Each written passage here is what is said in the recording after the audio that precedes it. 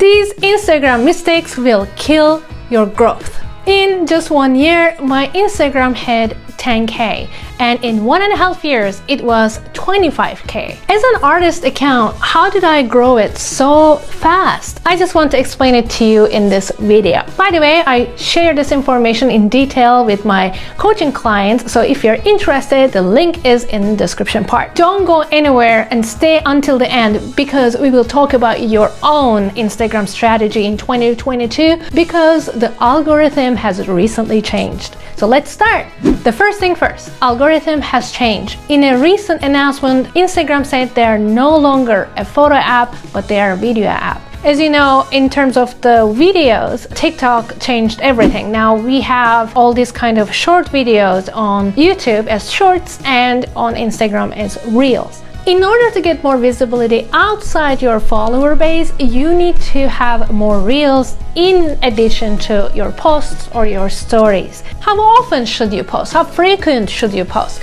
Well, let me ask the question in a different way. How fast do you want to grow? So if you want to grow fast, then you will need to post 1 reel a day. This is not a perfect recipe. It depends on many things, but I did it myself. I posted 1 reel every day for 7 days, and I grew so much that it was unbelievable to me. I couldn't believe that it actually worked. So reels is definitely something you have to do. And one more positive things about reels, that the recency does not matter for reels. For your posts, for your carousel posts, for your stories, recency matters. But when it comes to reels, Instagram can push your old reel and it can go viral. So this is amazing. It's an amazing opportunity. Sometimes I get questions like, but I'm an artist, I cannot draw every day. How am I supposed to create reels every day? That's so tiring for me. Well, you're a creative person. Think about it. What else can you put in your reels? There are so many options. There are dancing ones, music ones, there are the funny skit ones. You can also bring your old artwork into the reels, because people won't know which one is a new artwork, which one is an old artwork. You only will know. I personally keep using my old artwork in my reels because I feel like they're my favorites and they need more exposure. Besides frequency, another important thing is the quality of your posts. So the quality means doesn't have to be you have to have iPhone 13 or you have to have a very expensive camera. It just needs to be clear, not blurry, and also it has to be bright so that people actually can see what's going on and can read what the captions are. But I think in terms of quality, what I mean most is the value you're giving to the other person. For example, if I post something like this, then you can see that how many times it was saved and how many times it was shared. Saving and sharing shows the value you're giving to other people. But if you look at this post instead, you will see that it was shared and saved so many times because people saw value in it. If you give value to your followers, they're going to be so loyal to you and they will want to support you, even when you don't ask for it. As an artist, you can give a lot of information about maybe your supplies or the techniques. You can also give some encouragement because, you know, being an artist is not easy. It's a little bit of a lonely job. You can also talk about the business side of it, like I do. If not, you can tell a story about one of your paintings or drawings. Why did you choose that drawing? Why did you paint that? What was so special about it? And did it bring success to you? You can also talk about your own story. How did you become an artist? And was it difficult for you? And how important art it is in your life? Or if you are selling your art, how do you sell your art? Help other people. Create your own community. And of course, if I see an artist just showing their art like this, it is a different story. And if I see an artist showing their art like this, it's much different one. I would pick this one because it helps me to grow. In summary, if you create shareable and savable content, then you will grow really fast. People will want to come to your account again and again. I also want to recommend you 2 apps that I'm using and I find them really helpful to create high quality posts and also stories. CANVA is one of them. I know that not everybody can afford a CANVA Pro, but if you can afford it, please do. It is totally worth it. I create all my stories and posts on Canva, and I really don't have any affiliations with them, so don't get me wrong, I'm not this is like a free advertisement for them, but I believe that it is very user-friendly, and also it is very easy to create what you are thinking in your mind in a very short amount of time. Another one is Snapseed. Snapseed is great in terms of, first of all, it's free, and second is that one of the most powerful tool of Snapseed is you can brighten up the background while keeping your painting or drawing at the center untouched. This is very helpful when I'm creating my YouTube thumbnails. Sometimes, no matter how much light I use, it just turns out to be dark.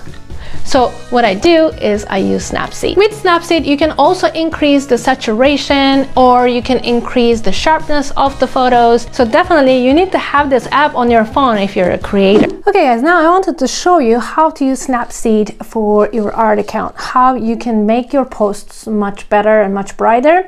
So here you see tone paper, let's say, and it looks dark, but when you go to tools and you pick brush and use exposure with 7, when you go around it, you will see that it lightens up so much. And if you want, you can use 3, but I use 7, and you can always zoom in to go into that details, into the corners. And then you can also think that why not brightening up the drawing or painting itself, but trust me, it doesn't really look natural and it kind of takes away from your drawing. See, this looks good, and you can even increase the saturation. So you click on the check, and then you go to tools again and the brush, and when you go to saturation, maybe you can just increase the saturation of those pencils or on the colors on the left. Or maybe the color in your hand, but not your drawing. So trust me, it's not going to look natural if you do that. So I click, and you can even add, you can do so many things with this app, but you can also go to the crop and then see how it looks on Instagram by choosing square. So you can just like see what you want to include on Instagram and whatnot. You can also add text, and it looks really nice. Let me go to text, and let's say I say double tap and I say Ece Gurler art. And then I choose my color as, let's say, dark brown, kind of scale it, and then decide on where you want to put it. And you can click on check once you're ready. And that's it. And then you go to export and then save a copy, and it's going to save as a copy in your photos. If you want to go back, you can always go to the right top part and you say undo or revert, and then it's going to just go back to what you did one step before. That easy. So bad quality, not enough frequency, these are the two mistakes that people keep doing, and not posting reels probably is the biggest mistake in 2022 on Instagram. But then also there's another mistake that people keep making, and that's bad communication. Communication is everything. If you want to turn your followers into your clients, then you need to communicate with them. You shouldn't avoid communication. And also you need to be professional while you are doing that. Professional plus friendly. If you're seeing art as a business instead of a hobby, then you need to respond to your messages and reply to the comments in less than 24 hours. Think about this. People have hundreds, thousands, sometimes millions of different accounts flowing in their feed, and instead of the other guy, they're choosing to like your content and share your content, save your content, and you're just not getting back to them. They go to you and they ask you a question while spending their time on you, and then they hear crickets.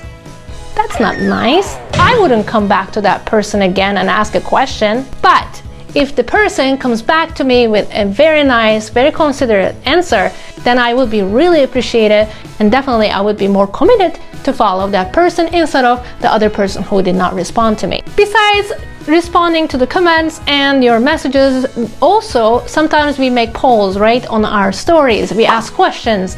You need to answer those questions as well. You need to share the responses for those polls, because otherwise the interaction is one way. It needs to be two ways, right? One of the other mistakes that you will make in 2022 on Instagram is seeing your followers as just numbers, which is not true. For example, my Instagram, there are 25,000 people there. Harvard University has 23,000 students. PNC Stadium in Houston has 22,000 capacity. I could fill a whole stadium and even more with my followers. There are that many people who want to see your content on a regular basis. That's amazing. It's more than a number. You cannot just act like, oh, somebody unfollowed me. Oh, damn me. Like this is not the attitude you should have. You should be so happy. You should be so grateful for even one follower that you're gaining every day. I don't know, maybe this is my point of view. I really care about my followers, and I really care that they chose me instead of choosing another creator on the platform in which there are so many. Let's say you have 1,000 followers, not like 25,000 followers like me. 1,000 people is as big as your neighborhood's high school, isn't it? Think about it. That's a lot of people. People ask a lot of questions. Sometimes I get maybe 15 to 20 questions a day, and some questions require a lot of detailed answers, which I cannot give at that moment. So I'm not saying your job is going to be easy, but while you're even maybe refusing somebody or rejecting somebody, you need to be really polite and gentle, because it takes a lot of courage to ask for help for them, and they're asking for help because they don't know what to do. If you act ignorant, then definitely this is going to be very discouraging for this young artist. What can you say when you have questions like this? Create a frequently asked questions sheet in front of you, and whenever you have these questions, then you will have your answers ready. I highly recommend you to type those answers in your notes section on your phone, so whenever somebody asks you, you can actually post it back. Instagram has a feature called frequently asked questions. Hi guys, me again. While editing, I realized that it might be a little bit confusing because there's frequently asked questions and saved reply on Instagram, and they serve different purposes, although kind of they overlap. The frequently asked question ones is basically when you have a lot of the same question, you might add that so that when people come into your profile and they want to message you, these frequently asked questions will pop up and they can just click on that question that they want to ask and see the answer already without even contacting you. Whereas the saved reply might be kind of inserted in your messages whenever you want, wherever you are in the conversation. Sometimes when you talk to a prospect and then they say that, oh, you know, I like your services. Can I get more information? Can I get more information about your coaching services? And then you're like, fine, of course. Then you go to your saved replies by clicking on this 3 dots, and you just find whichever saved reply you want to use and you add plus. That's it. I think both are really, really useful tools. I guess that was it. Peace out. Post more frequently and high quality content with reels, getting back to your followers' questions in less than 24 hours, having a very meaningful conversation with them, and giving them value with your posts. These are the key in 2022. You will be thinking that this is not very different than 2021, but it is kind of, because the frequency of your post needs to be increased this year, especially because the competition is pretty high. I hope these tips will help you to grow on Instagram. They certainly did to me. I'll see you in my next video. Until then, stay with art and love.